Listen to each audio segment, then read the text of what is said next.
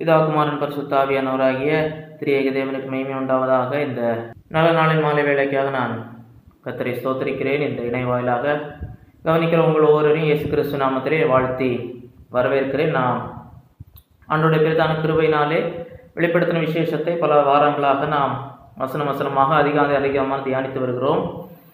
இதுவரைக்கும் வெளிப்படுத்தின விசேஷம் 16வது அதிகாரம் வரைக்கும் நாம் தியானித்து நிறைவு செய்திருந்தோம். 16வது அதிகாரத்திலே 7 கோபக்கலச நியாய தீர்ப்புகள், அதுதான் வரப்போகிற நியாய தீர்ப்புகளிலே மிகவும் கொடியதும் பயங்கரமான நியாய தீர்ப்புகள். அந்த 7 கோபக்கலச நியாய தீர்ப்புகள் ஊற்றப்படும் பொழுது உலகத்திலே என்ன நடைபெறும் என்று சொல்லி பார்த்தோம்.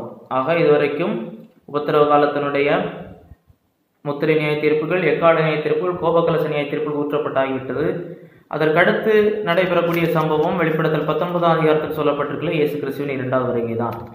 என்றாலும் 16க்கு பிறகு 19 தான் 2வது வருகை வருகிறது. அதற்கடுத்து 2 அதிகாரங்களில் வேறு செய்திகள் இருக்கிறது. அது என்னவென்று சொன்னால் இடைவெளியாக கூறப்பட்டிருக்கிற செய்திகள், இன்டர்வியூ.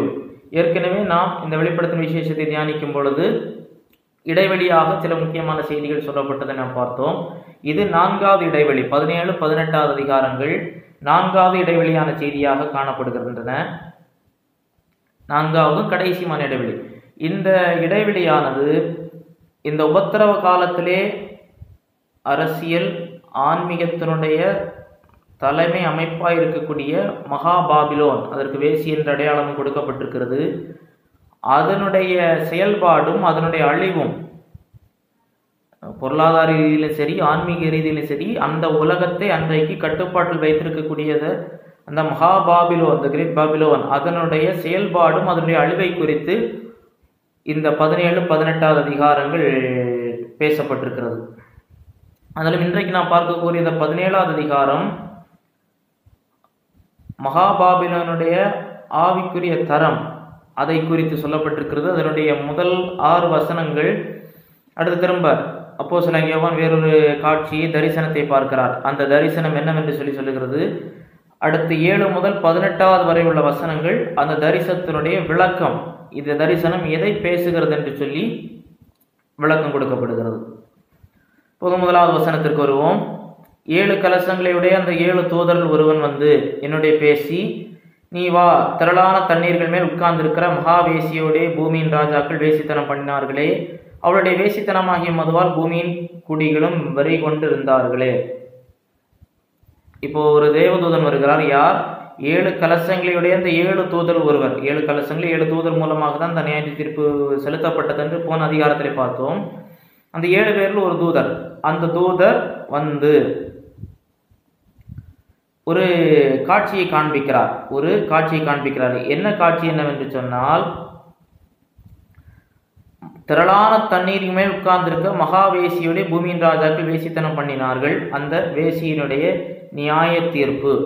இங்கே வேசி என்று சொல்லக்கூடியதும் சரி, வேசித்தனம் பண்ணினார்கள் பூமியின் ராஜாக்கள் என்று சொல்லக்கூடியதும் இவைகளெல்லாம் சரி, நேரடியாக எழுத்தின்படி இது ஏதோ ஒரு பெண் இவைகள் எல்லாம் நிறைவேற்றுவாள் என்று அர்த்தம் கொண்டு விடக்கூடாது. இது ஒரு உருவகமாக சொல்லப்பட்டிருக்கக்கூடியது.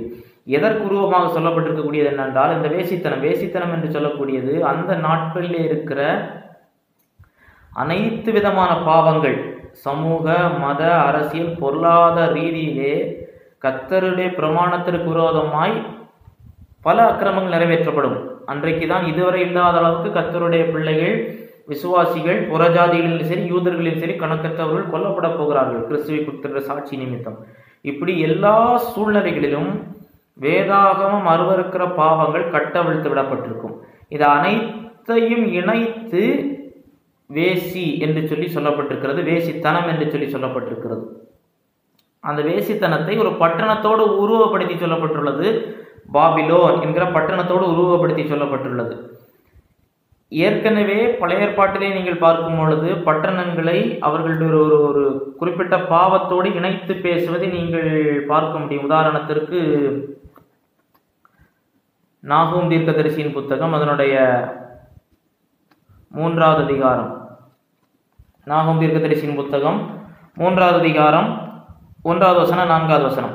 இரத்தப்பழிகளின் நகரத்திற்கு ஐயோ, அது வஞ்சகத்தினாலும் கொடுமையினாலும் நிறைந்திருக்கிறது, கொள்ளை ஓயாமல் நடக்கிறது, 4வது வசனம், தன் வேசித்தனங்களினால் ஜாதிகளையும் தன் சூனியங்களினால் வம்சங்களையும் இருக்கிற மகா சூனியக்காரியும் ரூபமதியுமாக இருக்கிற வேசியனுடைய திரளான வேசித்தனங்களின் நிமித்தம்.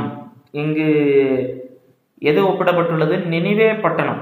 நினிவே பட்டணம் வேசியாக ஒப்பிடப்பட்டுள்ளது. அதே போல ஏசாயா 23வது அதிகாரம் 15 முதல் 17 தீரு பட்டணம் வேசியாக கூறப்பட்டுள்ளது.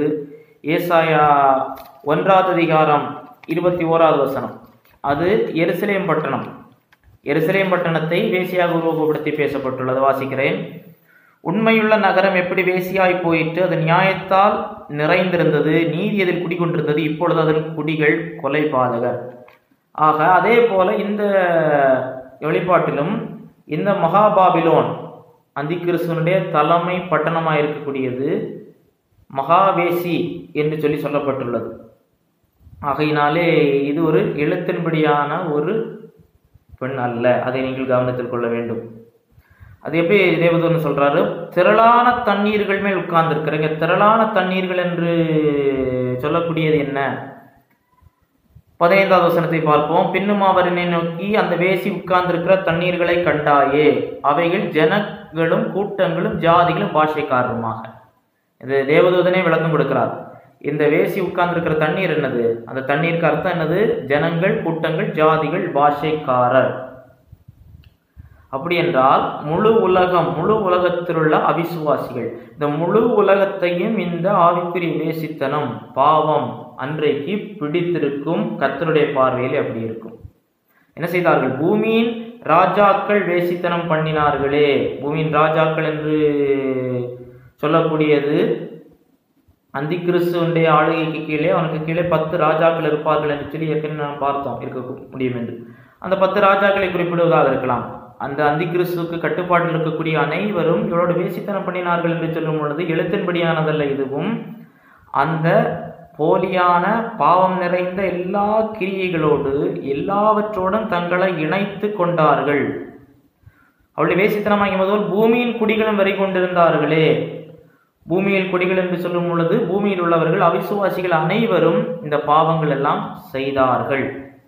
2வது வசனம் 3வது வசனம், அவளுக்கு வருகிற ஆக்கினியை உனக்கு காண்பிப்பேன் என்று சொல்லி ஆவிக்குள் என்னை வனாந்திரத்திற்கு கொண்டு போனான். அப்பொழுது 7 தலைகளையும் 10 கொம்புகளையும் உடையதும் தூஷணமான நாமங்களால் நிறைந்ததுமான சிவப்பு நிறமுள்ள மிருகத்தின் மேல் ஒரு ஸ்திரீ ஏறி இருக்க கண்டேன். இந்த மகாபாபிலோன் பெண்ணாக உருவப்படுத்தப்பட்டுள்ளது. அந்த செயல் மகாவேசியாக உருவப்படுத்தப்பட்டுள்ளது. அவளுக்கு வருகிற ஆக்கினை, இந்த பூமி முழுவதையும் கெடுத்து கொண்டிருக்கிற இந்த செயல்கள், கர்த்தருக்கு விரோதமான சகலவித பாவங்கள் நிறைந்த இந்த குணாதிசயத்தை, இந்த செயல்பாட்டை கர்த்தர் எப்படி அழித்து போடுவார், தண்டிப்பார் என்பதை காண்பிக்கிறேன் என்று சொல்லி வனாந்திரத்தில் கொண்டு போறார். ஆவிக்குள்ளாக்கி ஒரு அடுத்த காட்சியை காண்பிக்கிறார். அப்போ என்ன பார்க்கிறாரு? 7 தலைகள் 10 கொம்புகளையும் உடையதும் தூஷணமான நாமங்கள் நிறைந்ததுமான சிவப்பு நிறமுள்ள மிருகத்தின் மேல் ஒரு ஸ்திரீ ஏறி இருக்க கண்டார். 7 தலை 10 கொம்புகள். இது யார் என்று பார்க்கும் பொழுது நாம் ஏற்கனவே இதை படித்திருக்கிறோம். வெளிப்படுத்தின விசேஷம் 13வது அதிகாரம் 1 முதல் 10 வரை உள்ள வசனங்களிலே சமுத்திரத்திலிருந்து ஏறி வருகிற மிருகம். 1வது வசனம் வாசிக்கிறேன். பின்பு நான் கடற்கரை மணலின் மேல் நின்றேன். அப்பொழுது சமுத்திரத்திலிருந்து ஒரு மிருகம் எழுப்பி கண்டேன். அதற்கு 7 தலைகளும் 10 கொம்புகள் இருந்தன. அதன் கொம்புகளின் மேல் 10 முடிகளும் அதன் தலையின் மேல் தூஷணமான நாமமும் இருந்தன. இதுவும் இங்கே இதே காரியம் தான் சொல்லப்பட்டிருக்கிறது. 7 தலைகள் 10 கொம்புகள், தூஷணமான நாமங்களால் நிறைந்ததுமான சிவப்பு நிறமுள்ள மிருகம். இது யார்? அந்திகிறிஸ்து. 13 வெளிப்படத்தில் 13 பார்த்தோம். அந்திகிறிஸ்து அவன் அன்றைக்கு இருக்கக்கூடிய ஒரு மனிதன். அவன் எப்படி சாத்தான் சாத்தானால் ஆக்கிரமிக்கப்பட்டு எப்படி அந்த 7 ஆண்டுகளிலும் கிறிஸ்துவுக்கு விரோதமாக அவருடைய வசனத்திற்கு விரோதமாக அந்த முழு உலகத்தையும் கட்டுப்பாட்டுக்குள் எடுத்து கிரிகளை நடப்பிப்பான் என்று சொல்லி பார்த்தோம். இது அவனை பற்றி பேசுகிறது. அவன் மிருகத்தின் மேல் ஒரு ஸ்திரீ ஏறி இருக்க கண்டேன். இந்த ஸ்திரீ யாரு? மகாவேசி. அவள் ஏறி இருக்க கண்டேன். அவனுக்கு மேல் அவள் பயணம் பண்ணுகிறாள். அவளுக்கு மேல் அவன் பயணம் பண்ணுகிறார் என்று சொல்லும் பொழுது அவனுக்கு மேலாக அவனுடைய ஆதிக்கத்தின் கீழ், அவனுடைய தலைமையின் கீழ் இவளுடைய அனைத்து கிரியைகளும் உலகம் முழுவதிலும் சென்றடைகிறது. இவளுடைய விக்கிரகாராதனை, ஆவிக்குரிய குருட்டாட்டம், போலியான நம்பிக்கைகள், மாறுபாடான காரியங்கள், எல்லா துறைகளிலுமான சீர்கேடு இவனுடைய மேல் பயணிக்கிறது. அதாவது இவன் வந்த பிறகு இவன் மூலமாய் தான் இது உலகம் முழுவதற்கும் இந்த கரைப்படுத்தல் உலகமெங்கும் சென்றடை. அதுதான் பேசுகிறது. இப்போ 4-5 வசனங்களை பார்ப்போம். அந்த ஸ்திரீ இரத்தாம்பரமும் சிவப்பான ஆடையும் தரித்து பொன்னினாலும் இரத்தினங்களினாலும் முத்துக்களினாலும் சிங்காரிக்கப்பட்டு தன் வேசித்தனமாகிய அருவருப்புகளாலும் அசுத்தத்தாலும் நிறைந்த பொற்பாத்திரத்தை தன் கையிலே பிடித்திருந்தாள். 5ஆம் வசனம், மேலும் இரகசியம் மகாபாபிலோன் வேசிகளுக்கும் பூமியில் அருவருப்புகளுக்கு தாய் என்னும் நாமம் அவள் நெற்றியிலே எழுதியிருந்தது. அப்போ இந்த வேசி என்று சொல்லப்படுகிறவர்களை குறித்த ஒரு இன்னும் விவரமான காட்சி கொடுக்கப்பட்டிருக்கிறது. அவள் எப்படி காண்பிக்கப்படுகிறாள்? இரத்தாம்பரம் சிவப்பான ஆடையும் தரித்து பொன்னினாலும் இரத்தினங்களினாலும் முத்துக்களினாலும் சிங்காரிக்கப்பட்டு தன் அருவருப்புகளால் அசுத்தம் நிறைந்த பொற்பாத்திரத்தை தன் கையிலே பிடித்திருந்தார். இப்போ இந்த நிறங்கள் எல்லாம் என்ன நிறங்கள்? இரத்தாம்பரம், சிவப்பு, பொன், இரத்தினங்கள், முத்துக்கள், சிங்காரம், இவைகள் அனைத்தும் எதை குறிக்கிறது? ஆடம்பரம், செல்வ செழிப்பு, பிரஸ்தாபம். இது அனைத்தும் அன்றைக்கு அவள் கைகளில் இருக்கிறது. அன்றைக்கு எல்லா உலகத்தின் வளங்கள் அவளுடைய கையிலே இருக்கக்கூடியதாக இருக்கிறது. இவைகள் பழைய ஏற்பாட்டிலே நீங்கள் பார்க்க முடியும். ஒரு வசனத்தை காண்பிக்கிறேன். நியாயாதிபதிகளின் புத்தகம் 8வது அதிகாரம் அதனுடைய 26வது வசனம். நியாயாதிபதிகள் 8:26. பிறை சித்தாக்குகளும் ஆரங்களும் மீதியானியரின் ராஜாக்கள் போர்த்து கொண்டிருந்த இரத்தாம்பரங்களும் அவர்களுடைய ஒட்டகங்களின் கழுத்துக்களில் இருந்த சரப்பணிகளும் அல்லாமல் அவன் கேட்டு வாங்கின பொன் கடுக்கன்களின் நிறைய 1700 பொன் சேக்கல் நிறையாயிருந்தது. இவைகளெல்லாம் செல்வ செழிப்பை பற்றி பேசுகின்றன. அன்றைக்கு எல்லா விதமான செல்வ செழிப்பு இவைகளோடு ஒப்பிட்டு பேசப்பட்டுள்ளது. இவைகளெல்லாம் அணிந்து தன்னை ஒரு பெரிய ஒரு பிம்பமாக, தன்னை ஒரு பெரிய ஒரு சக்தியாக அன்றைக்கு உலகத்திலே இவைகள் மேலோங்கி நிற்கக்கூடியதாக இருக்கிறது. இந்த உலக மயக்கம் எப்படி என்று சொல்லப்பட்டுள்ளது?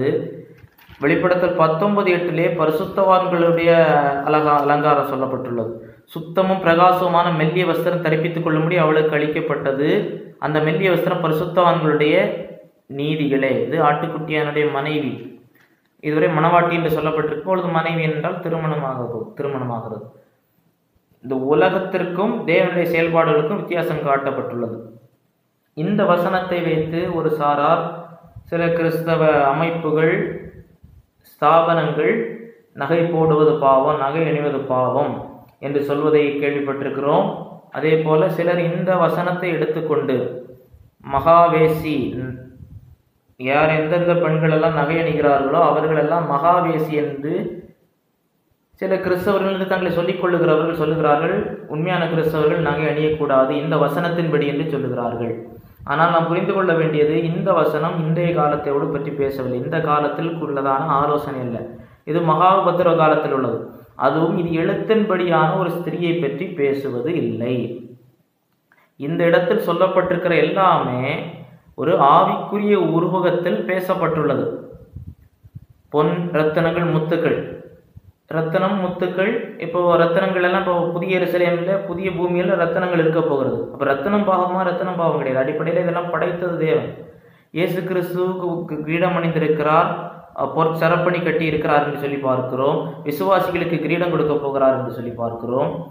பழைய ஏற்பாட்டிலும் பார்க்கிறோம், மணவாட்டி தன்னை நகைகளால் சிங்காரித்துக் கொள்ளுகிறது போல. வேதாகமும் நகை அணிவது பாவம் என்று சொல்லவில்லை, நகை அணியக்கூடாது என்று சொல்லவில்லை. ஆடம்பரம் அது ஒரு கர்த்தருடைய பிள்ளைக்கு அழகாக தகுதிக்கு மிஞ்சின ஆடம்பரம் இருக்கக்கூடாது என்கிற ஆலோசனை சொல்லுகிறது. இந்த இடத்திலே எழுத்தின்படியாக எதுவும் சொல்லப்படவில்லை. வேசித்தனம் எழுத்தின்படியான ஒரு பெண் வேசி அல்ல.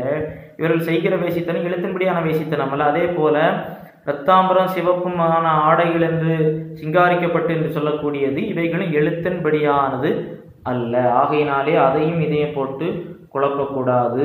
அந்த குழப்பத்திற்கு நீங்கள் செல்ல வேண்டிய தேவையில்லை. மேலும் 5ஆம் வசனம், இரகசியம் மகாபாபிலோன் வேசிகளுக்கும் பூமியில் உள்ள அருவருப்புகளுக்கும் தாய் என்னும் நாமம் அவள் நெற்றியில் எழுதியிருந்தது. அந்த நாட்களிலே தேவதாசி முறை உலகத்திலே நடைமுறையில் இருந்தது. அப்படிப்பட்டவர்களை பார்த்தால் அடையாளம் கண்டு கொள்ளலாம்.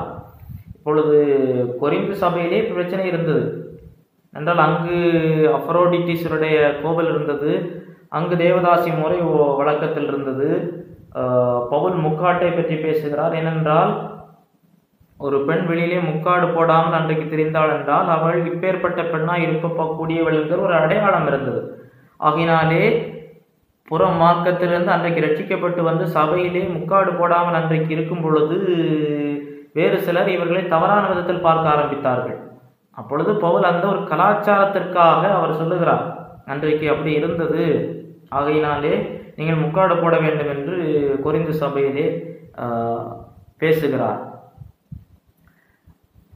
அதே அப்படின்னா அந்த அடையாளத்திலிருந்து இப்ப பேசுறார். பூமியிலுள்ள வேசிகளுக்கும் பூமியிலுள்ள அருவருக்கும் தாயின் நாம நெற்றியில் எழுதி இருந்தது, ஒரு அடையாளம்.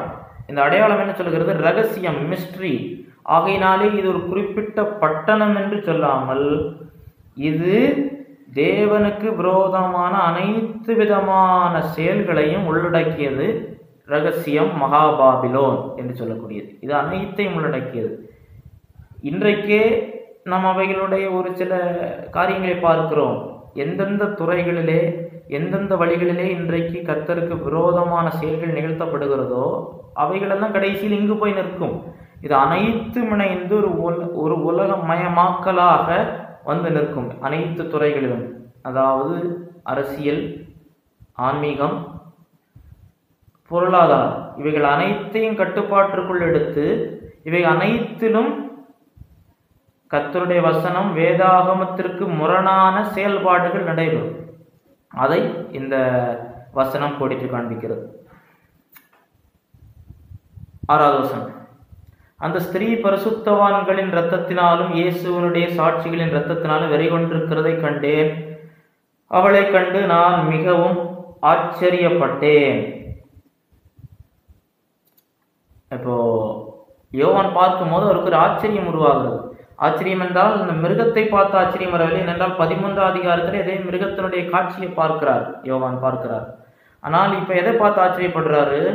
அந்த ஸ்திரீ, இந்த சிஸ்டம், மகாபாபிலோன் என்கிற ஒரு இயக்கம் பரிசுத்தவான்களின் இரத்தத்தினாலும் இயேசுடைய சாட்சிகளின் இரத்தத்தினாலும் வெறி கொண்டிருக்கிறதை கண்டு, அன்றைக்கு உபத்திரவ காலத்தில்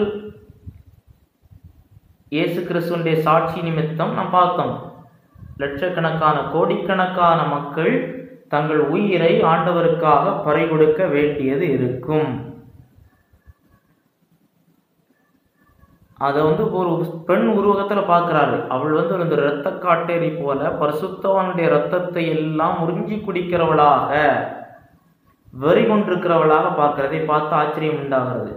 அந்தி கிறிஸ்து இதன் மூலமாகத்தான் இவைகளை தன் கையில் எடுத்துக்கொண்டு இத்தனை பரிசுத்தவான்களை கொன்றுவிட்டான் என்று சொல்லி அவர் ஆச்சரியப்படுகிறார். இப்போ 7லிருந்து 14 வரைக்கும் அடுக்க விளக்கு. இப்போ தரிசனத்தை இதை பார்க்கிறார். என்ன பார்க்கிறாரு? ஒரு தூதன் 7 கலசத்தை வச்சிருக்கிறதுல ஒரு கலசம் வச்சிருக்கிற தூதன் ஒரு காட்சியை காண்பிக்கிறாரு. இந்த மகாபாபிலோன் யார் என்பதை காண்பிக்கிறேன் என்று சொல்லி காண்பிக்கிறார். இதற்கு விளக்கத்தை தேவதூதனை கொடுக்கிறார். 7வது வசனத்திலிருந்து 14வது வசனம் வரைக்கும். அப்பொழுது தூதனானவன் என்னை நோக்கி, ஏன் ஆச்சரியப்படுகிறாய்? இந்த ஸ்திரீயினுடைய ரகசியத்தையும் 7 தலைகளையும் 10 கொம்புகளினுடையதாய் இவளை சுமக்கிற மிருகத்தினுடைய ரகசியத்தையும் உனக்கு சொல்லுகிறேன். என்ன செய்யறத? ஏன் ஆச்சரியப்படுகிறாய் என்று சொல்லிவிட்டு அவர் இந்த தரிசனத்தினுடைய விளக்கத்தை தேவதூதன் கொடுக்கிறார். 8வது வசனம், நீ கண்ட மிருகம் முன்னே இருந்தது, இப்பொழுது இல்லை. அது பாதாளத்திலிருந்து ஏறி நாசமடைய போகிறது. உலகத் தோற்றம் முதல் ஜீவ புத்தகத்தில் பெயரெழுதப்பட்டிராத பூமியின் குடிகள் இருந்ததும் இராமற் போனதும் இனி இருப்பதுமாயிருக்கிற மிருகத்தை பார்த்து ஆச்சரியப்படுவார்கள். இப்ப இந்த 8லிருந்து 14 வரைக்கும் மிருகத்தை குறித்து அதிகமான விளக்கங்களை கொடுக்கிறார். அதில் விளக்கங்களை கொடுக்கும் பொழுது அவர் என்ன சொல்லுகிறாரு? முக்கியமாக, நீ கண்ட மிருகம் முன்னே இருந்தது, இப்பொழுது இல்லை. அது பாதாளத்திலிருந்து ஏறி வந்து நாசமடைய போகிறது. இந்த வசனம் விளக்குவதற்கு மேலோட்டமாய் பார்க்கும்போது கடினமாக தெரியும். ஆனால் நாம் சில காரியங்களை புரிந்து கொள்ளும்போது எளிதாகிவிடும். நீ கண்ட மிருகம் முன்னே இருந்தது, இப்பொழுதுலே பாதாளத்திலிருந்து ஏறி வந்து நாசமடைய போகிறது. அதாவது சாத்தானுடைய செயல்பாடு அந்தி கிறிஸ்து நாம் பார்த்தோம். வெளிப்படுத்தல் 13ஆம் அதிகாரத்திலேயே அவன் மரித்தது போலவும் அவன் உயிர் தெழும்புவது போலவும் ஒரு காட்சி அரங்கேற்றப்படும். அந்த செயல்பாடு தான் இங்கு குறிப்பிடக்கூடியதா இருக்கும். இப்போ அந்த தரிசனத்தை ஏற்கனவே நடந்ததா பார்க்கிறாரு. இப்ப சொல்றாரு இது வந்து நடக்கல, எழுத்தின்படியே நடக்கல, நடக்கிறதாக பார்த்தாச்சு, இன்னும் நடக்கல, இனிமேல் தான் நடக்க போகுது. ஆனா முதல் நூற்றாண்டிலே அந்த காட்சியை பார்த்தாச்சு. இப்ப திரும்பவும் சொல்லும் பொழுது முன்னே இருந்தது இப்பொழுதுலே பாதாளத்திலிருந்து ஏறி வந்து நாசம் அடைய போகிறது என்று சொல்லக்கூடியது, பாதாளத்திலிருந்து ஏறி வருகிற மிருகம் என்று சொல்லக்கூடியது பிசாசானவன். பிசாசானவன் ஒரு மனிதனை, அவன் தான் அந்தி கிறிஸ்து வந்து நமக்கு ஒரு பட்டம் கொடுக்குறோம். அது எந்த மனிதன் நமக்கு தெரியாது, ஒரு மனிதன். அந்த மனிதனை முழுவதுமாய் ஆட்கொண்டு அவன் மூலமாக தன்னுடைய எல்லா சதித்திட்டங்களையும் சதி ஆலோசனைகளையும் அவன் நிறைவேற்றக்கூடியவனாக இருப்பான். நாம் இதை வெளிப்படுத்தின விசேஷம் 13வது அதிகாரம் 4வது வசனத்திலே பார்க்கிறோம். அந்த மிருகத்திற்கு அப்படிப்பட்ட அதிகாரம் கொடுத்த வலு சர்ப்பத்தை வணங்கினார்கள். அந்த மிருகத்திற்கு அதிகாரம் கொடுக்கக்கூடியவன் வலு சர்ப்பம், இல்லாவிட்டால் பிசாஸ் என்று சொல்லக்கூடியது. இதில் என்னெல்லாம் சொல்லப்பட்டிருக்கிறது? நாசம் அடைய போகிறது. முன்னே இருந்தது இப்பொழுது இல்லை. அவன் முதல்ல இருந்தான், அடுத்து மரித்தது போன்ற ஒரு காட்சி, மரித்து எழும்புவது போல ஒரு காட்சி, அடுத்து நாசமடைய போகிறான். எங்க நாசமடைவான்? வெளிப்படுத்தல் 19வது அதிகாரம் 20வது வசனம். அப்பொழுது மிருகம் பிடிக்கப்பட்டது, மிருகத்தின் முன்பதாக செய்த அற்புதங்களால் அதன் முத்திரையை தரித்தவர்களையும் சுரூபத்தையும் வணங்கினவர்களையும் மோசப்போகின கள்ள தீர்க்கதரிசியும் கூட பிடிக்கப்பட்டான்.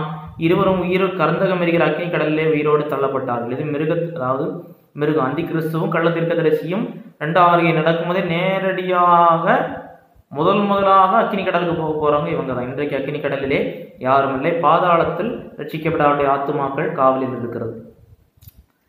சாத்தான் அவன் அக்கினி கடலுக்கு போக போறான். அவன் 1000 ஆண்டுகள் பாதாளத்தில் அடைத்து வைக்கப்படுவான். அது முடிந்த பிறகு 10வது வசனத்திலே 20:10 மேலும் அவர்களை மோசம் போக்கின பிசாசானவன் மிருகமும் கள்ளத்தீர்க்க தரிசியும் இருக்கிற இடமாகிய அக்கினியும் கந்தகமான கடலிலே தள்ளப்பட்டான். அவர்கள் இரவும் பகலும் சதா காலமும் வாதிக்கப்படுவார்கள். ஆகையினால்தான் இந்த இடத்திலே நாசமடைய போகிறது என்று சொல்லப்பட்டுகிறது. உலக தோற்றம் முதல் ஜீவ புத்தகத்தில் பெயரெழுதப்பட்டிராத பூமியின் குடிகள் இருந்ததும் இராமற் போனதும் இருப்பதும் ஆகிய மிருகத்தை பார்த்து ஆச்சரியப்படுவார்கள். ஜீவ புத்தகத்தில் பெயரெழுதப்பட்டிராதவர்கள் யாருக்கு தான் ஆச்சரியம் அதிசயமா இருக்கும்? ஜீவ புத்தகத்தில் பெயர் எழுதப்பட்டிராதவர்கள். ஜீவ புத்தகத்தில் யாருடைய பெயர் இருக்காது? இந்த உலக வாழ்க்கையிலே இயேசு கிறிஸ்துவனுடைய இரத்தத்தால் மீட்கப்படாமல் அவரை தங்கள் இரட்சகரும் ஆண்டவருமாய் விசுவாசியாதவருடைய பெயர்கள் ஜீவ புத்தகத்தில் அவர்கள் மரிக்கும் போது இடம்பெறாது. அப்படிப்பட்டவர்களுக்கு தான் ஆச்சரியம் உண்டாகும் என்று சொல்லப்பட்டிருக்கிறது. அப்படிப்பட்டவங்க தான் ஆச்சரியப்படுவாங்க. இந்த செயல்கள் எல்லாம் பார்த்து ஆச்சரியப்பட்டு வணங்குவார்கள். வணங்குவது நிமித்தம் கடைசியிலே அவன் போகிற இடத்திற்கு இந்த வணங்கக்கூடியவர்களும் செல்வார்கள். 9வது வசனம். ஞானமுள்ள மனம் இதிலே விளங்கும். அந்த 7 தலைகளும் அந்த ஸ்திரீ உட்கார்ந்திருக்கிற 7 மலைகளாம். இப்போ 7 மலைகள் என்று சொன்ன உடனே அந்த ரோம் பட்டணத்துல 7 மலைகள் இருக்கிறது. இன்றைக்குள்ள எழுத்தின்படியான ரோம் பட்டணம் தான் இந்த மகா பாபிலோன் என்று சொல்லி சிலர் வாதிடுகிறார்கள்.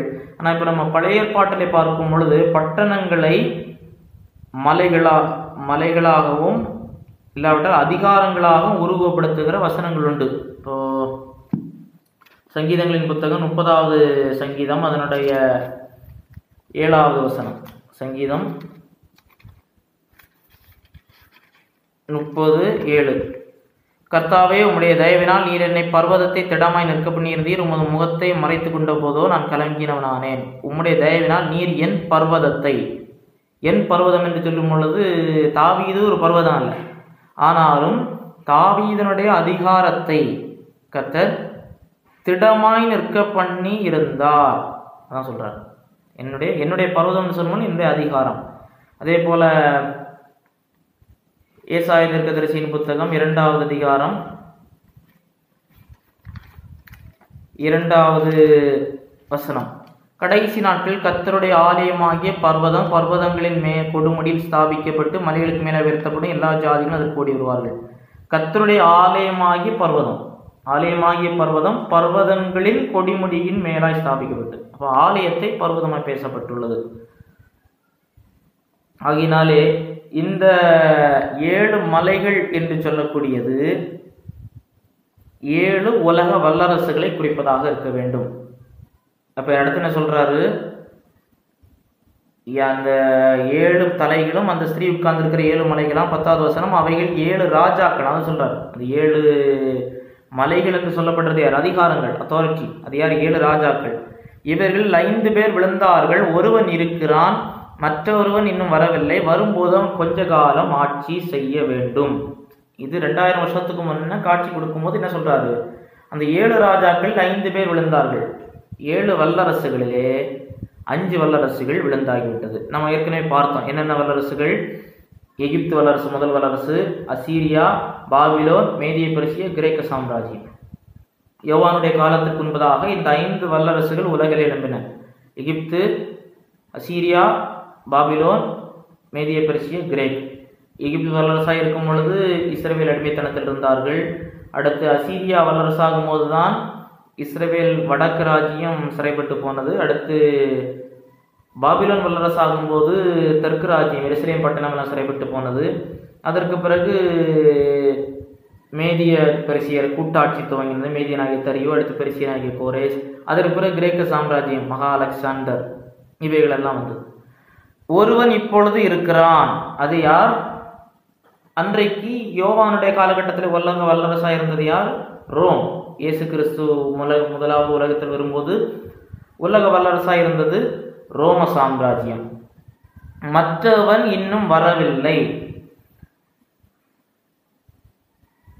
அவன் வரும்போது அவன் கொஞ்ச காலமாய் தரித்திருக்க வேண்டும். இப்போ 11வது வசனம், இருந்ததும் இராததுமாகிய மிருகமே 8வதானவனும் அவ்வேளிலிருந்து தோன்றினவனும் நாசமடைய போகிறவனுமாய் இருக்கிறான். அப்ப 7வது யோவானுக்கு காலத்துல வரல. அதுக்கு பிறகு உலகம் அனைத்தையும் பிடித்ததாக வல்லரசாக சொல்ல முடியாது. சிலர் பிரிட்டிஷ் சாம்ராஜ்யத்தை சொல்வார்கள், பல நாடுகளிலே காலனி ஆதிக்கம் என செய்தார்கள் என்று சொல்லி. ஆனால் வேதாகமம் சொல்லுகிற நிலையிலே பார்க்கும் பொழுது மற்றவன் வரும்போதும் கொஞ்ச காலம் தரித்திருக்க வேண்டும் என்று சொல்லும் பொழுது இப்போ மாறுபட்ட விளக்கங்கள் உண்டு. ஆனால் இந்த 7வது இருக்கக்கூடியவன் அந்தி கிறிஸ்து என்று எடுத்துக்கொள்ளலாம். அவ்வேளிலிருந்து தோன்றுகிறவன், இருந்ததும் இராதவனும் இருக்குமே 8வதானவன் அவ்வேளிலிருந்து தோன்றுகிறவன் நாசமடைய போகிறவனுமா இருக்கிறான். இப்போ 7வது சாம்ராஜ்யம் என்று சொல்லக்கூடியது இந்த 10 நாடுகளுடைய கான்ஃபெடரேட் நேஷன்ஸ் நம்ம பார்க்கிறோம். அந்த அந்தி கிறிஸ்துவுக்கு 10, நம்ம 12ஆம் வசனத்தில் படிப்போம், நீ கண்ட 10 கொம்புகளுக்கும் 10 ராஜாக்களாம், இவர்கள் இன்னும் ராஜ்யம் பெறவில்லை, இவர்கள் மிருகத்தினுடைய 1 மணி நேரம் அளவு ராஜாக்கள் போல அதிகாரம் பெற்றுக் கொள்கிறார்கள் என்று சொல்லி வேதாகமங்களிலே ஒரு சாரார் 7வது வல்லரசு இதுக்கிடையிலே வந்துவிட்டது, 8வது அந்தி கிறிஸ்து என்று சொல்லுகிறார்கள். இல்லை, இன்னொரு சாரார் இந்த 7வது வல்லரசு என்று சொல்லக்கூடியது அந்தி கிறிஸ்து முதலாவது ஆட்சிக்கு வரும் பொழுது 10 ராஜாக்கள், உலகம் 10 சமஸ்தானங்களாய் பிரிக்கப்பட்டு அந்த 10 சமஸ்தானங்களின் ராஜாக்கள் அந்தி கிறிஸ்து காளிகை வழங்குவார்கள். அதுதான் 7வது. அதிலிருந்து 8வதாக எப்படி வரும் என்று சொன்னால், அவன் திடீரென்று மரித்தது போலவும் இருத்தெழுந்தது போல ஒரு செயல் நடைபெறும், ஒரு காட்சி அரங்கேற்றப்படும். அதற்கு பிறகு சாத்தான், அந்த உத்தரவு காலத்தின் மையப்பகுதியிலே சாத்தான் தன்னுடைய முழு அதிகாரத்தையும் வழங்கும் பொழுது அதிலிருந்து அவன் ஒரு தனிப்பெரும் சக்தியாக உருவெடுத்து 8வதவனாக உருவெடுப்பான். அதாவது 7லிருந்து தோன்றுகிறவன் என்று சொல்லி சொல்லப்படுகிறது என்று சொல்லி பைபிள் ஸ்காலர்ஸுடைய அநேக ஸ்காலர்ஸுடைய விளக்கமாக இருக்கிறது. இருந்ததும் இராதவனுமாகிய மிருகமே 8வதானவன் அப்படின்னா என்னது? ஏற்கனவே இருந்தான், அடுத்து இறந்துட்டான்னு சொன்னாங்க. அவன் திரும்ப என்ன செய்வான்? ஒரு 8வது ராஜ்யத்தை, அதுக்கு பிறகு 7 தான் இருந்தது, அவன் 8வதாக உருவாக்குவான். அந்த 7லிருந்து தோன்றுகிறவன் நாசமடைய போகிறவன் என்று சொல்லி சொல்லப்பட்டிருக்கிறது. அப்போ அந்த 10 கொம்புகள் 10 ராஜாக்கள். அப்போ இன்னும் ராஜ்யம் பண்ணலாம். என்ன செய்ய போகிறாங்க? மிருகத்தினுடைய 1 மணி நேரம். 1 மணி நேரம்னு சொல்லும் பொழுது அவங்க ராஜ்யம் ரொம்ப காலம் அவங்க பண்ண போகிறதில்ல, சற்று கொஞ்ச காலகட்டங்கள் தான். என்ன, ஒரு 7 ஆண்டுகளுக்குள்ளதாக மகாபத்திர காலத்தின் 3.5 ஆண்டுகள் தான் இவர்கள் அவனுடனே கூட ஆட்சி செய்வார்கள். 10 கொம்புகள் என்று அவர்களுக்கு கூறப்பட்டிருக்கிறது. 13வது வசனம், இவர்கள் ஒரே யோசனை உள்ளவர்கள், இவர்கள் தங்கள் வல்லமை அதிகாரத்தையும் மிருகத்திற்கு கொடுப்பார்கள். அதாவது இவர்கள் ஒரே யோசனை என்று சொல்லும் பொழுது முழுவதுமாக மகாபாபிலோனுடைய செயல்பாடு நடைபெறுவதற்கும் அந்தி கிறிஸ்துவனுடைய எல்லா விதமான அட்டூழியங்கள், பரிசுத்தவான்களுக்கு விரோதமாகவும் யூதர்களுக்கு விரோதமாகவும் அவன் கட்டவிழ்த்து விட போகிற செய்ய போகிற சகல அக்கிரமங்கள் அவைகள் நிறைவேறுவதற்கு இவர்கள் சகல விதத்திலையும் உடந்தையாக இருப்பார்கள். தங்கள் அதிகாரத்தையும் மிருகத்திற்கு கொடுப்பார்கள். அப்படி என்றால் எல்லா நாடுகளும் ஏறக்குறைய, அதற்கு பிறகு சில நாடுகள் அந்தி கிறிஸ்து விரோதமாக திரும்பும்.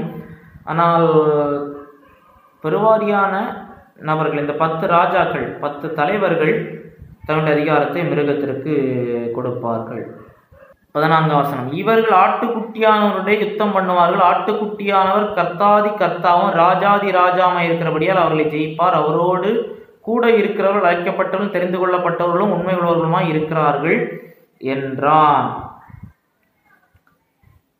இவங்க கடைசியில் எங்கே போவாங்க? ஆட்டுக்குட்டியானவரோடு யுத்தம் செய்ய போவார்கள். நாம் ஏற்கனவே 16வது அதிகாரம் 14வது வசனத்தில் நம்ம படித்தோம்.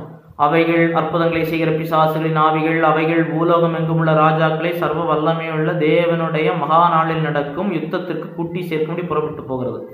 இப்போ அசுத்தாவிகள் இந்த 10 ராஜாக்கள் என்ன செய்யும்? இவர்களையும் இவர்கள் கீழான படைகளையும் தேவனுடைய மகாநாளில் நடக்கும் யுத்தத்திற்கு இவர்கள் தான் என்ன செய்வார்கள்? இயேசு கிறிஸ்து திரும்ப வரும் பொழுது அந்தி கிறிஸ்து இவர்களோடு இணைந்து இயேசு கிறிஸ்துவுக்கு விரோதமாக யுத்தம் பண்ணுவதற்கு புறப்பட்டு போவான் என்று சொல்லப்பட்டுள்ளது. ஆனால் என்ன நடக்கும்? ஆட்டுக்குட்டியானவர் இவர்களை ஜெயிப்பார். இவர்கள் அவரிடத்தில் அனைவரும் தோற்கடிக்கப்படுவார்கள். அது எங்கே இருக்கிறது? 19வது அதிகாரம் 11 முதல் 21 வரை இருக்கிறது. இதை நான் வாசிக்கிறேன். பின்பு பரலோகம் திறந்திருக்க கண்டேன், இதோ ஒரு வெள்ளை குதிரை காணப்பட்டது. அதன் மேல் ஏறி இருந்தவர் உண்மையும் சத்தியம் உள்ளவர் எனப்பட்டவர். அவர் நீதியாய் நியாயம் தீர்த்து யுத்தம் பண்ணுகிறார். அவருடைய கண்கள் அக்கினி ஜுவாலை போல் இருந்தன. அவருடைய சிரசின் மேல் அநேக கிரீடங்கள் இருந்தன. அவருக்கே அன்றி வேறொருவருக்கும் தெரியாத ஒரு நாமம் எழுதியிருந்தது. இரத்தத்தில் துவைக்கப்பட்ட வஸ்திரத்தை தரித்திருந்தார். அவருடைய நாமம் தேவனுடைய வார்த்தை என்பதே. பரலோகத்தில் உள்ள சேனைகள் வெண்மையும் சுத்தமான மெல்லிய வஸ்திரம் தரித்தவர்களாய் வெள்ளை குதிரைகள் மேல் ஏறி அவருக்கு பின் சென்றார்கள். புறஜாதிகளை வெட்டும்படிக்கு அவருடைய வாயிலிருந்து கூர்மையான பட்டயம் புறப்படுகிறது. இருப்பு கோலால் அவர்களை அரசாளுவார். அவர் சர்வவல்லமையுள்ள தேவனுடைய உக்கிரகமாகிய மதுளாலை விதிக்கிறார். ராஜாதி ராஜா கத்தாதி கத்தா என நாமம் அவருடைய வஸ்திரத்தின் மேலும் அவருடைய தொடையின் மேல் எழுதப்பட்டிருந்தது. பின்பு ஒரு தூதன் சூரியன் நிற்க கண்டேன். அவன் வானத்தின் மத்தியில் பறக்கிற சகல பறவைகளையும் பார்த்து, நீங்கள் ராஜாக்களின் மாம்சத்தையும் சேனை தலைவர்களின் மாம்சத்தையும் பலவான்களின் மாம்சத்தையும் குதிரைகளின் மாம்சத்தையும் அவைகள் மேல் ஏறியிருக்கும் மாம்சத்தையும் சுயாதீனர் அடிமைகள் சிறியோர் பெரியோர் இவர்கள் எல்லாருடைய மாம்சத்தையும் பட்சிக்கும்படி மகாதேவன் கொடுக்கும் விருந்துக்கு கூடி வாருங்கள் என்று மிகுந்த சத்தத்தோடு கூப்பிட்டான். பின்பு மிருகமும் பூமியின் ராஜாக்களும் அவருடைய சேனைகளும் குதிரை மேல் ஏறி இருக்கிறவரோடும் அவருடைய சேனையோடு யுத்தம் பண்ணும்படி கூடி வர கண்டேன். அப்பொழுது மிருகம் பிடிக்கப்பட்டது. மிருகத்தின் முன்பாக செய்த அற்புதங்களால் அதன் முத்திரையை தரித்தவர்களையும் அதன் சொரூபத்தை வணங்கினவர்களையும் மோசம் போக்கின கள்ள தீர்க்கதரிசியும் கூட பிடிக்கப்பட்டான். இருவரும் கந்தகம் எரிகிற அக்கினி கடலிலே உயிரோடு தள்ளப்பட்டார்கள். மற்றவர்கள் குதிரை மேல் ஏரியனுடைய வாயிலிருந்து புறப்படுகிற பட்டயத்தால் கொல்லப்பட்டார்கள். அவருடைய மாம்சத்தினால் பறவைகள் யாவும் திருப்தி அடைந்தன. இதுதான் நடக்கும். வெளிப்படுத்தல் 17வது அதிகாரத்தினுடைய 14வது வசனம் எங்கே நிறைவேறும்? இந்த இடத்துல நிறைவேறுகிறது. இந்த 19வது அதிகாரம் 18வது வசனத்திலே ராஜாக்கள், சேனை தலைவர்கள், பலவான்கள், சுயாதீனர், அடிமைகள், சிறியோர் பெரியோர் இவர்கள் எல்லாம் யாரு? இந்த 10 ராஜாக்கள், அவர்களுடைய சேனை தலைவர்கள், அவருடைய இராணுவ சேனைகள், வேலையாட்கள் எல்லாரும் அவங்க தான் யாருக்கு விரோதமாக கர்த்தராகிய இயேசு கிறிஸ்து தூதர்களோடும் பரிசுத்தவான்களோடும் பூமிக்கு திரும்ப வரும் பொழுது அவரை எதிர்த்து யுத்தம் பண்ண இவர்கள் எல்லாம் வருவார்கள். ஆனால் என்ன செய்யும்? இவர்கள் அனைவரும் தோற்கடிக்கப்படுவார்கள். பல நூற்றுக்கணக்கான கிலோமீட்டர் தூரத்துக்கு இரத்த ஆராய் ஓடும் என்று ஏற்கனவே சொல்லியிருந்தேன். அவரோடு கூட இருக்கிறவர்கள் 14 வசனம் 17 14 அவரோடு கூட இருக்கிறவர்கள் அழைக்கப்பட்டவர்கள் தெரிந்து கொள்ளப்பட்டவர்கள் உண்மையுள்ளவர்களுமாய் இருக்கிறார்கள். யாரு? இயேசு கிறிஸ்துவோடு கூட இருக்கப்பட்டவர் அழைக்கப்பட்டவர்கள் தெரிந்து கொள்ளப்பட்டவர்கள் உண்மையுள்ளவர்கள். ஏன்? அவர்கள் கர்த்தரை சார்ந்தவர்கள், கர்த்தரால் மீட்கப்பட்டவர்கள்.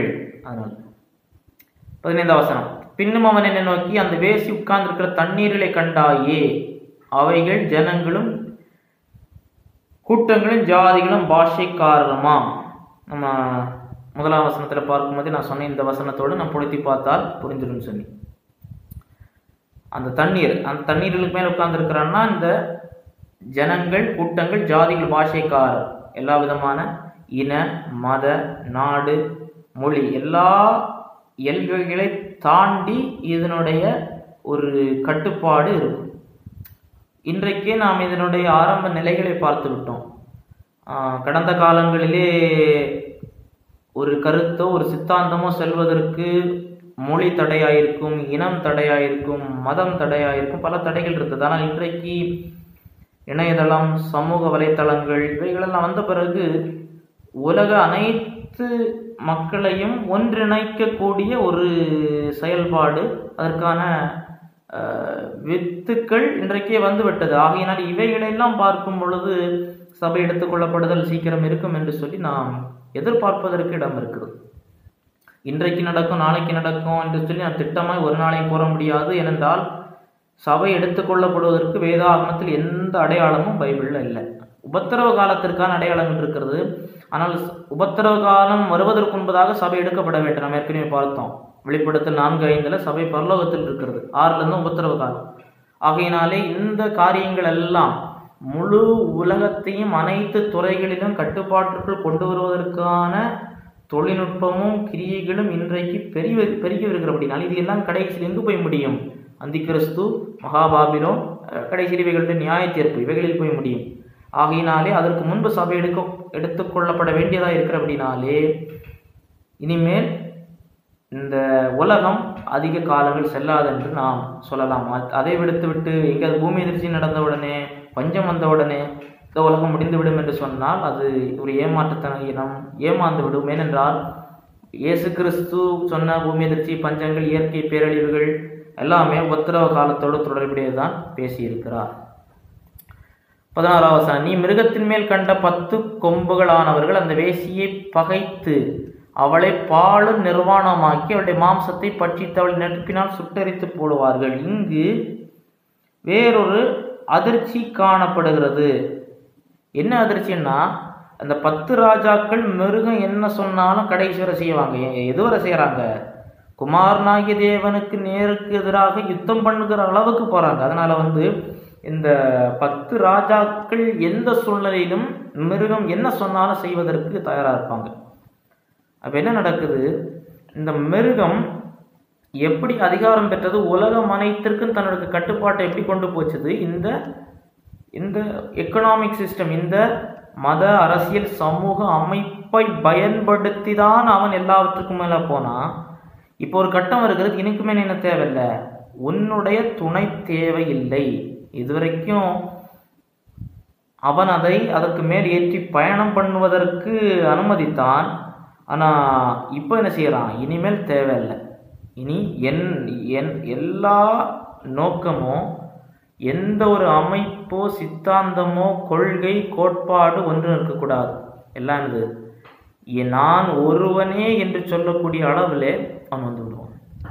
இது எப்போ நடக்கும்? மகாபத்திரவ காலம் தொடங்கும் பொழுது சாத்தானானவன் மிருகத்திற்குள் முழுவதுமாய் புகுந்து தன்னுடைய அதிகாரம் முழுவதையும் அவனுக்கு நடப்பித்த பிறகு அவன் மிகவும் கொடுங்கோலனாய் மாறிவிடுவான். அதற்கு பிறகு அவன் யாருடைய உதவி, எந்த ஒரு அமைப்பு ஒன்றும் தேவையில்லை என்கிற அளவிலே சொல்லுவான். அப்போ என்னது? அது வரைக்கும் ஒரு எக்கானமி, அது வரைக்கும் ஒரு சிஸ்டம், அது வரைக்கும் கம்பெனிஸ், அதெல்லாம் இல்லை. அமைப்பு, பொருளாதாரம் என்று சொல்லும் வரும்போது கம்பெனிகள் வரும், மல்டிநேஷ்னல் கம்பெனிஸ் வரும்.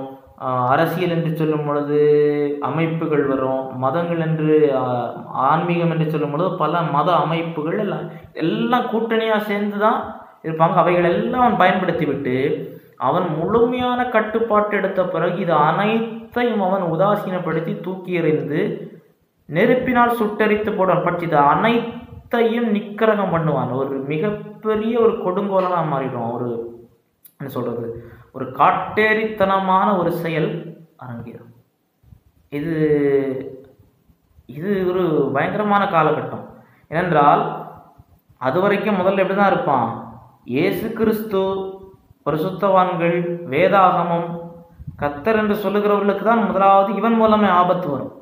அப்போ ஒரு குற்றத்தார் இவனுடைய இந்த மகாவேசியோடு கூட இணைந்து கொள்வதனால இவனுக்கிட்ட இருந்து எல்லா நன்மைகள் வரும்னு எதிர்பார்த்து என்ன செய்வாங்க, கர்த்தரை புறக்கணித்து விட்டு தூஷித்து விட்டு இவைகளில் தங்களை இணைத்து கொள்வாங்க. ஆனா ஆண்டவர் பாடம் படிச்சு கொடுக்கிறாரு. நான் உங்களை அழிக்கிறதற்கு முன்பதாக நான் நியாயந்திருப்பேன். நீங்கள் மரித்து போனாலும் 2வது நித்திய நியாயத்திருப்புக்காக ஒவ்வொரு மனிதன் அவருக்கு முன்பதாக வரணும். ஆனா இவனை நம்பினவர்களே நாளை இவர்கள் எவனை நம்பினார்களோ அவனே இவர்களை அழித்துடுவான். சொல்லுவாங்க இல்லையா, வளர்த்த கிடா மார்பில் முட்டுதுன்னு. அது இந்த நடம். இவனை நம்பினால் தப்பிக்கலான்னு என்ன செய்வாங்க, ஒரு கூட்டம் பொருளாதார ரீதியிலும் அரசியல் ரீதியிலும் சமூக எல்லா ரீதியிலும் இவனுக்கு உதவி செய்து, ஏன்னா இதெல்லாம் என்ன செய்யுது, உலகத்தின் குடிகளை எல்லாம் கெடுத்து போட்டது. இப்போ நம்ம அவசரத்தில் பார்க்குறோம், பூமியின் குடிகளும் வரி கொண்டிருந்தார்கள். இந்த வரி கொண்டிருந்தவர்களுக்கு என்ன நடக்கும், இவர்களுக்கே அழிவு வரும். 17ஆம் வசனம், தேவன் தம்முடைய வார்த்தைகள் நிறைவேறும் அளவும் அவர்கள் தமது யோசனையை நிறைவேற்றுகிறதற்கும் ஒரே யோசனை உள்ளவர்களாயிருந்து தங்கள் ராஜ்யத்தை மிருகத்திற்கு கொடுக்கிறதற்கும் அவருடைய இருதயங்களை தேவன் ஏவினார். 18ஆம் வசனம், நீ கண்ட ஸ்திரீயானவள் பூமியின் ராஜாக்கள் மேல் ராஜ்யம் பாரம் பண்ணுகிற மகாநகரமேயாம் என்றாள். இதுதான் மகா பாபிலோன். அதனுடைய அழிவை குறித்து, பொருளாதார அரசியல் அழிவை குறித்து தேவன் நேரடியாக எப்படி செயல்படுவார் என்பதை அடுத்த அதிகாரம் பேசுகிறது. 17ஆம் வசனத்தில் தேவனுடைய சர்வாளுமையை பற்றி பேசப்பட்டுள்ளது. இதெல்லாம் இப்படி நடந்தாலும் எல்லாம் தேவனுக்கு கட்டுப்பாட்டுக்குள் தான் நடக்கிறது. அவர்கள் மிருகத்திற்கு கொடுக்கிறதுக்குடைய இருதயங்களை ஏவினார். அடிப்படையிலே அவர்கள் ஏதோ நல்லவர்களாக இருந்து தேவன் அவர்களை இவனோடு கூட்டணி அணி சேர் என்று சொல்வது போல கிடையாது. இவர்கள் தங்களுடைய சுய இச்சைகளாலே அவனோடு திட்டமிட்டு செய்தார்கள். ஒரு கட்டத்திற்கு தேவன் அவருடைய அசுத்தங்களுக்கு ஒப்பு கொடுக்கிறார். அதாவது ரோமர் புத்தகம் அதனுடைய ரோமருக்கு எழுதின நிருபம் 1வது அதிகாரத்திலே அப்போஸ்தலனாகிய பவுல் சொல்லுவார். 28ஆம் வசனம், தேவனை அறியும் அறிவை பற்றி கொண்டிருக்க அவர்களுக்கு மனதில்லாதிருந்தபடியால் தகாதவைகளை செய்யும்படி தேவன் அவர்களை கேடான சிந்தைக்கு ஒப்பு கொடுத்தார். A point of no return. இது ஒரு மனிதனாக இருக்கட்டு, இயக்கமாக இருக்கட்டு, வல்லரசுகளாக இருக்கட்டு, ஒரு வாய்ப்பு இருக்கிறது, ஒரு குறிப்பிட்ட காலம் இருக்கிறது. அதை தாண்டி போகும்போது அதற்கு மேலே வர முடியாது. தேவனுள்ள கேடான சிந்தைக்கு ஒப்பு கொடுத்தார். தேவன் ஒருவனை கேடான சிந்தைக்கு ஒப்பு கொடுத்துட்டாருன்னு சொன்னால் அதுக்கு பிறகு யாரும் காப்பாற்ற முடியாது. அதுக்கு பிறகு எவ்வளவு ஜெபித்தாலும் பண்ணல, அது வரைக்கும் திரும்பி வர முடியும். தேவனை அறியும் அறிவை பற்றி கொண்டிருக்க அவர்களுக்கு மனதில்லாதிருந்தபடியால் அது ஒரு குறிப்பிட்ட காலம் வரைக்கும் இருக்கும். அதை தாண்டி போகும்போது அதற்கு மேல் மனம் திரும்ப முடியும். மனம் திரும்புவதிலும் தேவன் அளிக்கிற ஒரு கிருபை தான். இல்லை சொல்லுவாங்க, அது பிறகு நான் மனம் திரும்புகிறேன், பிறகு ரட்சிக்கப்படுறேன், பிறகு ஆண்டவர்கிட்ட வர்றேன். ஆனால் சொல்லுகிற எல்லாராலும் பிறகு வர முடிவதில்லை. கடைசியில் அவர்களால் வர முடியாது. பார்வோனை குறித்து பழைய ஏற்பாட்டிலே பார்க்கிறோம். பார்வோன் தன்னுடைய இருதயத்தை கடினப்படுத்தினார் என்று ஆரம்பத்தில் வரும். பார்வோன் கடினப்படுத்தினார். அதுக்கு பிறகு கடைசியில் வரும் தேவன் கடினப்படுத்தினார்கள். அவனுக்கு கொடுக்கப்பட்ட தருணங்களை அவன் துஷ்டமாய் நினைத்தான். அவன் கடைசியிலே கெட்டுப்போனான் என்று சொல்லப்பட்டிருக்கிறது. அப்போஸ்தலனாகிய பேதுரு அது ஆண்டவருடைய 2வது வருகை தொடர்போடு தான் பேசுவார். 2 பேதுரு 3வது அதிகாரத்தில் சொல்லுவார். 6ஆம் வசனம், அப்பொழுது இருந்த உலகம் ஜலப்பிரளயத்தினால் அழிந்தது என்பதை மனதார அறியாமல் இருக்கிறார்கள். வில்லிங்லி இக்னரன்ஸ், மனதார அறியாமல், தெரியவே கூடாது. இப்படி இருக்கிறவங்கள என்ன செய்வார்? 17ஆம் வசனம் 17ஆம் அதிகாரத்தில் படிக்கிறோம். ராஜ்யத்தை மிருகத்திற்கு கொடுக்கிறதற்கும் அவருடைய இருதயங்களை ஏவினார். அப்ப இவர்கள் அடிப்படையிலே கர்த்தருக்கு பயப்படுறவங்களா இருந்து ரட்சிக்கப்பட்டவங்களா இருக்கிறவங்கள என்ன செய்யல, கர்த்தர் கொண்டு போகல. அவனுடைய அசுத்தத்திற்கு நேராய் நடத்தப்பட்டு அதையே விரும்பி செய்கிறவர்கள் அதை எங்க செய்கிறாரு, நீங்க என்ன செய்யுங்க, இப்படி செய்கிற அனைவரும் ஒன்று சேருங்க. அந்த உலகத்துல அன்றைக்கு இருக்கக்கூடிய எல்லா விதமான பாவிகள் ஒன்று சேருங்கள், கர்த்தரோடு வழக்காடுங்கள், கர்த்தர் விசாரிப்பார் என்கிற ஒரு செய்தி சொல்லப்படுகிறது. இது இளைஞன்னு தெரிகிறது, தேவனுடைய சர்வாளுமைக்கு உட்பட்டு தான் நடைபெறக்கூடியது. அப்போ அடுத்த அதிகாரத்தில் இவனே இங்கே அவர்களை தள்ளி விடுறான் அந்தி கிறிஸ்து. 18வது அதிகாரத்தில் இவளுடைய அனைத்து காரியங்களும் எப்படி தேவன் நிக்கிரகம் பண்ணுவாருங்கிற செய்தி சொல்லப்பட்டிருக்கிறது. அந்த 18வது அதிகாரத்தோடு இடைவெளி முடிகிறது. 19வது அதிகாரத்தில் பரலோகத்தில் இருக்கிற ஆரவாரம், அடுத்து இயேசு வர்றாரு. இயேசு அவருக்கு ஆளுகை, நியாய தீர்ப்பு இவைகள் தான் நடைபெறப் போகிறது. இதுதான் 17வது அதிகாரத்தினுடைய செய்தி.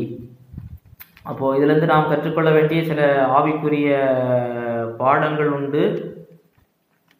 கர்த்தருக்கு விரோதமாக செய்யப்படக்கூடிய அனைத்து காரியங்கள் அதை வேசித்தனத்தோடு உருவகப்படுத்தி சொல்லப்பட்டுள்ளது. எப்படி சரீரப்பிரகாரமான வேசித்தனம் தன்னுடைய சொந்த சரீரத்திற்கு தீங்கை கொண்டு வருமோ, வேசியோடு இணைந்திருக்கிறவன் அவனுடனே ஒரே ஆவியாக இருக்கிறான் என்று சொல்லப்பட்டிருக்கிறது போல, ஆவிக்குரிய வேசித்தனத்தில் ஈடுபடுகிறவர்கள் அந்த வேசித்தனத்துக்கு கிரியை காரணமாக இருக்கிற பிசாசோடு இணைக்கப்பட்டிருக்கிறார்கள்.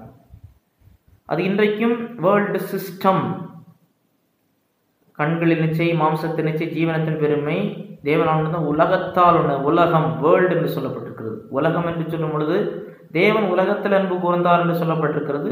உலக மக்கள், கண்களின் நிச்சயம், மாம்சத்தின் நிச்சயம், ஜீவனத்தின் பெருமை உலகத்தில் உள்ளவைகள், அந்த உலகம் சொல்ல அதில் அன்பு கூர்ந்தார். அதில் அது வேர்ல்டு சிஸ்டம். அந்த உலக மயக்கம், ஆடம்பர மயக்கம், செழிப்பு, பணம், புகழ், அதிகாரம், தேவனால் நியமிக்கப்பட்ட அதிகாரம் இருக்கிறது, அரசாங்கங்கள் இருக்கிறது. ஆனால் தேவனுக்குரிய அதிகாரத்தை எடுத்துக்கொள்ள மனதுள்ளவர்களாக, தங்களையே பெரிய அதிகாரம் உள்ளவர்களாக, தேவனுக்கு மிஞ்சி எண்ணுகிற நிலைகள், கர்த்தருக்கு விரோதமான சகல கிரியைகள் எந்த துறையில் நடைபெற்றாலும் சரி, எந்த வழியில் நடைபெற்றாலும் சரி, அது ஆவிக்குரிய வேசித்தனம்தான். அதனுடைய மொத்த உருவம் அன்றைக்கு வெளிப்படும். ஆனால் இன்றைக்கு அவைகளுடைய செயல்பாடுகளை பார்க்க முடியாது. பார்ப்பதற்கு பளபளன்னு தான் இருக்கும்,